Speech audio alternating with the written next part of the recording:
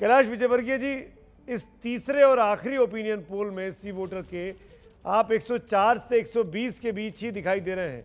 हमने लगातार हर महीने पर पोल किया, जनवरी, फरवरी, मार्च, लेकिन वो बात नहीं दिखाई दी 200 पार वाली। मई में आपको परिणाम बता देंगे, ये मैं बहुत विश्वास के साथ कह रहा हूँ। और आप जानते हैं 40 साल का मेरा भी राजनीतिक अनुभव है। बंगाल में लोग चुप है और लोग चुपचाप मतदान करते हैं, और इसी चक्कर में पिछली बार भी आपका सर्वे फेल हो गया था, क्योंकि पिछली बार भी जब लोकसभा में आपने 8 ही सीट बताई थी और हम 18 सीट लेकर आए। तो बंगाल में डर है, भय है, आतंक है। आज भी हमारे कार्यकर्ता की हत्या कर दी, उसे फांसी पे लटका दिया। तो जो हिंसा की राजनीति पिछले 4 दशक से चल रही है, उसको लोग हटाना चाहते हैं, और उन्हें विश्वास है कि सिर्फ भारतीय जनता पार्टी हिंसा की राजनीति समाप्त कर सकती है, टोलाबाजी समाप्त करती है, सिंडिकेट राज समाप्त कर सकती है। और मोदी जी एक सोनार बंगला का जो सपना बंगाल की जनता को रविन्द्रनाथ टैगोर जी ने दिखाया था, वो सोनार बंगला बनाने में मोदी जी के नेतृत्व में यहाँ सरकार जो काम करेगी वो बना सकती है। लेकिन कैलाश जी आप जिस टोलाबाजी की बात कर रहे हैं, लॉ एंड ऑर्डर की बात कर रहे हैं, मैंने बहुत सी रैलियां देखी है ममता बनर्जी की, अभिषेक बनर्जी की। वो सीधे तौर पर उत्तर प्रदेश से तुलना करते हैं कि यूपी में क्या लॉ एंड ऑर्डर है, यूपी में क्या स्थिति कर दी आपने, आपके एमएलएज इन्वॉल्व हैं, इसको कैसे काउंटर कर रहे हैं आप लोग? नहीं, कौन सुनता है उनकी बात? चुनाव बंगाल में हो रहे हैं। अब बंगाल की बात करिए ना, बंगाल में हमारे 130 से ज्यादा कार्यकर्ताओं की हत्या होगी। बंगाल के अंदर सबसे ज्यादा महिलाओं के साथ, महिला मुख्यमंत्री होने के बाद भी दुराचार होता है, छेड़छाड़ होती है।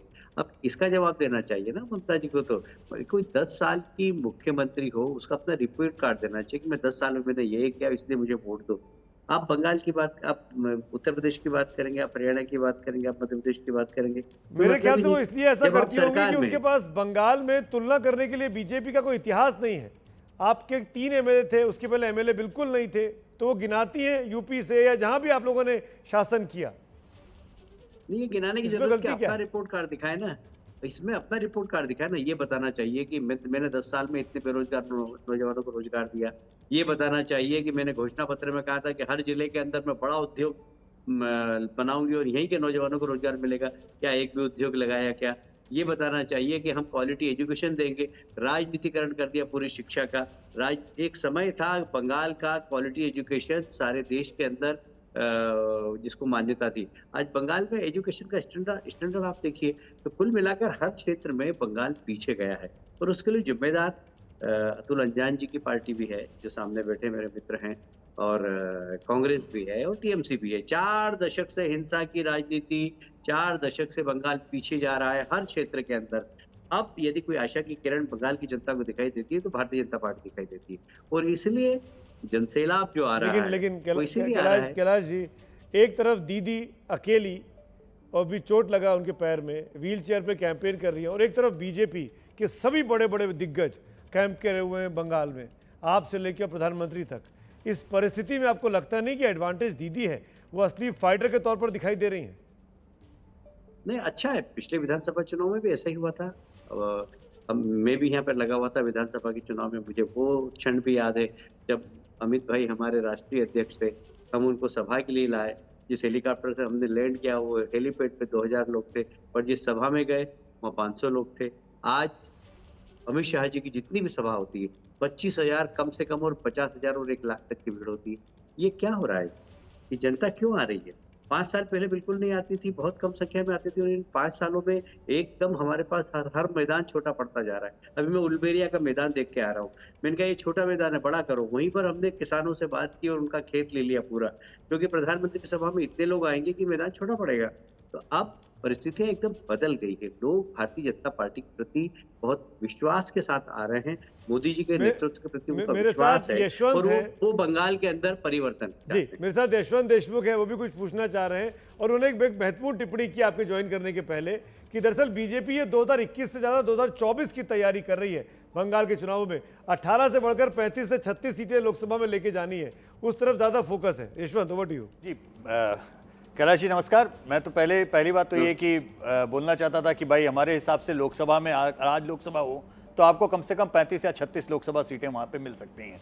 तो लोकसभा विधानसभा का एक वोटिंग इंटेंशन का अंतर तो है, लेकिन जो मैं आपसे सवाल दरअसल पूछना चाहता था उसका जवाब शायद आप ही दे सकते हैं विचारधारा से जुड़ी हुई पार्टी जिसका दशकों तक वहां पर सीधे सीधे वाम मोर्चा से आपकी लड़ाई रही, दक्षिण मोर्चा वाम मोर्चा, मतलब कोई आपस की लेफ्ट और राइट का समन्वय कभी नहीं रहा। लेकिन ये बात आप भी जानते हैं और सारे लोग जानते हैं, आंकड़े भी दर्शाते हैं कि 2019 में आपके पास में जो वोट आए या अभी आपके पास में जो वोट आ रहे हैं या जो आपको बढ़ने की उम्मीद है, वो दरअसल ममता बनर्जी के खाते से नहीं बल्कि पूरी तरह से वाम मोर्चे के खाते से आए। तो जो मतदाता पहले सीपीएम का वोटर था वो आज आपका वोटर बनता जा रहा है। अगर आप सत्ता में आ जाते हैं तो जनता को इस बात का एश्योरेंस आप कैसे देंगे कि जो दादागिरी सीपीएम के समर्थक उनके सत्ता में रहते हुए करते थे, आपके वोटर के रूप में आपके सत्ता में आने के बाद में वो स्थिति नहीं होगी? या दूसरे शब्दों में कहें तो ये विचारधारा का विरोधाभास कि सीपीएम के कोर वोटर्स को लेकर के आपकी पार्टी इस समय आगे बढ़ रही है, ये चमत्कार कैसे हो रहा है? देखिए, सीपीएम का कोर वोटर नहीं है सिर्फ हमारे साथ। मैं बहुत साफ कहना चाहता हूँ, आपके आंकड़े बड़े कुछ भी कह रहे हो, हमारे पास हर राजनीतिक दल के लोग आए, फॉरवर्ड ब्लॉक के लोग भी आए, कांग्रेस के लोग भी आए, टीएमसी के लोग भी आए। जो लोग बंगाल के बारे में सोचते हैं, जो लोग टोलाबाजी से मुक्त होना चाहते हैं, जो भ्रष्टाचार से मुक्त होना चाहते हैं, जो हिंसा की राजनीति को पसंद नहीं करते, मैं ऐसा नहीं कहता कि सीपीएम में भी बहुत अच्छे लोग हैं और सीपीएम और हमारी आइडियोलॉजी बिल्कुल अलग है, पर उनको लगता है कि बंगाल में सीपीएम का भविष्य नहीं है और मुझे समाज के बीच में रहना है, राजनीति काम करना है, तो मुझे लगता है कि मुझे भारतीय जनता पार्टी के साथ रहना चाहिए, टीएमसी के साथ नहीं रहना चाहिए। वो हमारे साथ आ रहा है। तो देखिए, अब एक परिवर्तन का बंगाल में एक बहुत परिवर्तन की लहर चल रही है और उस परिवर्तन में हर व्यक्ति जुड़ना चाहता है और इसलिए आप भूल जाइए कि कौन सी आइडियोलॉजी। लोग परेशान हैं रिटेल भ्रष्टाचार से, लोग परेशान हैं गुंडागिर्दी से। आप जरा गांव में जाकर देखिए तो सही कि प्रधानमंत्री आवास योजना का पैसा वहां से सीधा आता, उस पे भी 25,000 लोग दादागिरी से लेते हैं इससे। प्रधानमंत्री उज्जवल योजना का गैस का चूल्हा गांव में जाता है तो उसके यहाँ पहुंच जाते हैं कि हमें 2,000 रुपए।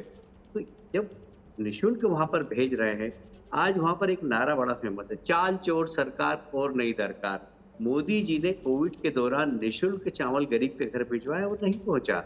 तो ये सब स्थितियां जो बंगाल के अंदर बनी है, लोगों में एक परिवर्तन की लहर है, लोग परिवर्तन चाहते हैं और ऐसे लोग भी जो निश्चित रूप से लेफ्ट में रहे थे वो राइट के साथ आ गए और बहुत सारे लोग हैं। अब मिथुन दा को देख लो, मिथुन दा एक जमाने में बड़े लेफ्ट थे, आज वो कहते हैं कि मोदी जी गरीबों के लिए बहुत कुछ कर रहे हैं, हमने बहुत आग्रह किया कि आप चुनाव लड़ो, बोले हमने चुनाव नहीं लड़ूंगा, सिर्फ मोदी जी के लिए काम करूंगा। तो आज लोग मोदी जी के लिए काम करना चाहते हैं, विकास के लिए काम विकास के साथ जुड़ना चाहते हैं। कैलाश जी, मोदी जी तो दिल्ली में है ना, मुख्यमंत्री तो कोई और बनेगा, उनका नेता तो कोई और होगा, वो कौन होगा? कैलाश विजयवर्गीय हो सकते हैं क्या? दिलीप घोष हो सकते हैं क्या? मुकुल रॉय हो सकते हैं क्या? जो वहां असली सिपाही हैं, उन सिपाहियों का एक नेता तो देना पड़ेगा ना। देखिए, कैलाश विजयवर्गीय तो बिल्कुल भी नहीं है ना। बाकी इनमें से जो आप नाम लिए हैं वो इसमें से कोई हो सकता है, इसके अलावा भी कोई हो सकता है, पर होगा बंगाल का ही कोई व्यक्ति। और हमारे यहाँ इंटरनल डेमोक्रेसी है, विधायक दल की बैठक होगी, विधायक दल अपना नेता चुनेंगे और उसके बाद पार्लियामेंट बोर्ड उस पर सीख लगाएगा। कैलाश जी, अभिज्ञान बोल रहा हूँ मैं। एक सवाल, ये सुमित के सवाल का एक्सटेंशन है, विज्ञान बोल रहा हूँ, ये इंपॉर्टेंट है क्योंकि अभी तक जो यशवंत के फिगर्स हैं उसका सारांश ये निकल रहा है कि एंटी इनकम्बेंसी, आपने रिटेल भ्रष्टाचार कहा, ये जिस तरह से ममता बनर्जी पर 10 साल का वक्त हो रहा है असर होनी चाहिए, वैसी नहीं नजर आ रही है क्योंकि वो एक पर्सनालिटी के पोजीशन में है। और आपकी तरफ से जो सुमित ने कहा, मोदी तो चुनाव लड़ेंगे नहीं, आपकी तरफ से वो स्पेस खाली है। लोग ये सोचते हैं कि महंगाई है, फ्यूल हाइक है, इस तरह के मसले ये सेंटर के निर्णय। क्या आपको नहीं लगता कि इन बातों का नुकसान हो रहा है, आपको डिसएडवांटेज हो रहा है आपको अब? बिल्कुल भी नहीं। मैं एक बात और बता दूं कि इस चुनाव में जो इशू है वह है भ्रष्टाचार का, इशू है सिंडिकेट राज का, इशू है हिंसा की राजनीति का, इशू है टोलाबाजी का। तो इशू जो है उसी पर ये चुनाव हो रहा है। अभी कहीं पर भी आप जाइए, इस जो आपने विषय उठाया अभिज्ञान जी, ये चुनाव का इशू ही नहीं है। और इसलिए हमें कोई नुकसान नहीं हो रहा है, हमें फायदा होगा। मैं 2 तारीख को आपके यशवंत के चैनल सर्वे पे नहीं मिलूंगा। कह रहे 70% एंटी इनकम्बेंसी है वहां के एमएलएस पर। सही है, ये मैं मान रहा हूं आपकी बात की भ्रष्टाचार मुद्दा है, लेकिन ये उन पर चली जा रही है। मेरा पॉइंट है कि ममता बनर्जी की तरफ वो एंटी इनकम्बेंसी नेगेट हो जा रही है, थोड़ी सी नगण्य हो रही है। एक्चुअली कैलाश जी, मेरा एक सवाल और भी जुड़ा हुआ है, वो आप बहुत अच्छे से उस सवाल का मर्म समझ सकते हैं। मैं नहीं जानता कि आप उसका उत्तर कितना सीधे देंगे, क्योंकि आप संगठन से जुड़े स्वयंसेवक के नाते बन के खड़े हुए कार्यकर्ता हैं। हमारे एक जो सवाल है कि आप मुख्यमंत्री के रूप में आप किसे देखना चाहते हैं, उसके जवाब में ठीक है ममता बनर्जी बहुत बड़ी नेता है, उनका नाम आ रहा है, लेकिन मेरे लिए कम से कम एज ए पोलस्टर दूसरा नाम चौंकाने वाला है, वो नाम है दिलीप घोष। क्योंकि आज से 5 साल पहले तक दिलीप दा उनका नाम कोई बड़े गंभीर कोई भी नेताओं की श्रेणी में नहीं लिया जाता था। वो बहुत ही सामान्य एक संघ के प्रचारक की भूमिका में, वो भी अंडमान से आए और उन्होंने अपनी थोड़ी बहुत जगह बनाई। मैं जो सवाल पूछना चाहता हूं, ऐसा क्यों है कि भाजपा के कार्यकर्ता अपने ही पुराने कार्यकर्ता का नाम तो जोर शोर से ले रहे हैं, मतलब वो जो भी उनका नंबर आ रहा है वो उससे आ रहा है, लेकिन आपके बड़े बड़े नामी गिरामी इंपोर्टेड नेताओं की रेटिंग बिल्कुल नहीं आ रही है। आपका कार्यकर्ता आपके इंपोर्टेड नेताओं के पीछे कतई खड़े होने को तैयार नहीं है। तो आप ये डिस्कनेक्ट आपको लग रहा है कि कार्यकर्ता क्या प्रसन्न है ये नेताओं के इंपोर्ट करने से? क्या कार्यकर्ता खुश हैं आपके भाजपा के संघ के जितने भी कोर कार्यकर्ता हैं, या आपको लगता है कि ये क्लैरिटी है कि चुनाव जीतने के लिए ये सब करना है, लेकिन जब नेता देने की बारी आएगी तब आप आसाम की तरह से कोई सोनोवाल या अपना पुराना कार्यकर्ता ही मुख्यमंत्री के रूप में देंगे? देखिए, मैं इसका जवाब सिर्फ इतना ही देना चाहता हूं कि आप जानते हैं भारतीय जनता पार्टी एक कैडर बेस्ड पार्टी है। हमारे यहाँ कैडर चलता है। अब ये बात सही कि बंगाल के अंदर बहुत सारे कार्यकर्ता हमारे साथ दूसरी पार्टी के भी आए, और आने के बाद उनको एकोमोडेट होने में थोड़ा टाइम लगता है। अब एकोमोडेट भी हो गए, पर संगठन का महत्व हमारे यहाँ बहुत ज्यादा है, ये भी आप जानते हैं। और इसलिए दिलीप दा आने के बाद प्रदेश अध्यक्ष रहे, उनके नेतृत्व में हम चुनाव लड़ रहे हैं।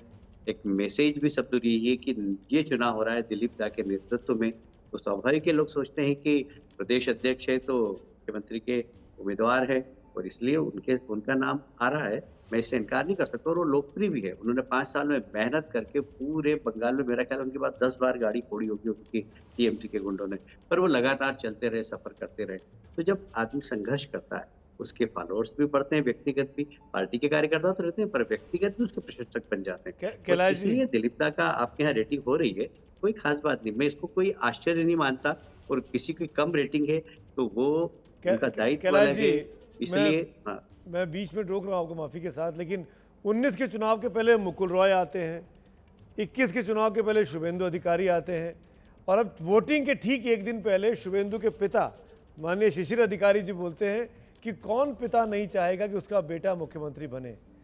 ये तीनों लोग बाहर से आए हैं, ये आपका काडर नहीं है, ये आपके कार्यकर्ता नहीं रहे हैं, स्वयंसेवक नहीं रहे हैं। क्या ये रेस में मानेंगे आप इनको दायित्व देंगे तो पार्टी खड़ी होगी पीछे? देखिए, मैं इसके बारे में आज की तारीख में कोई उत्तर देने के लिए सक्षम नहीं। मैंने फिर कहा कि हमारे इंटरनल डेमोक्रेसी, जब हमारे 200 से ज्यादा विधायक चुन कराएंगे, विधायक दल की बैठक होगी, वहाँ नेता चुनेंगे वो, और उसके बाद केंद्र हमारी पार्लियामेंट्री बोर्ड उस पर सील लगाएगी। इसलिए कोई व्यक्ति कितना सक्षम है, उसकी योग्यता कितनी है, इसके बारे में कोई टिक्का टिप्पणी नहीं करूंगा। भारतीय जनता पार्टी का कार्यकर्ता, हर कार्यकर्ता सक्षम है। जब उसको मौका मिलता है तो वो अपने को सिद्ध करता है। उसका उदाहरण है कि देवेंद्र फडणवीस महाराष्ट्र में इसको सोचा ही नहीं था, एक आखिरी सवाल बने, और उन्होंने एक आखिरी सवाल आपके लिए।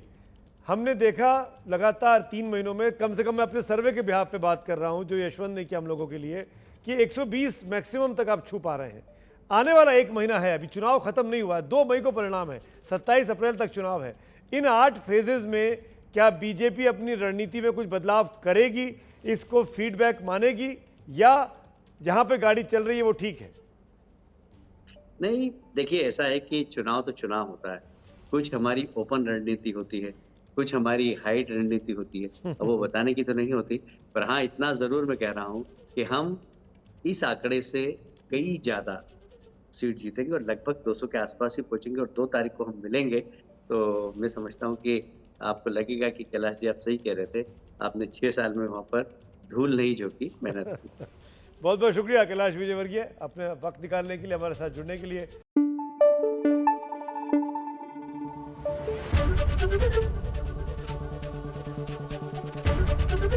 एबीपी न्यूज आपको रखे आगे।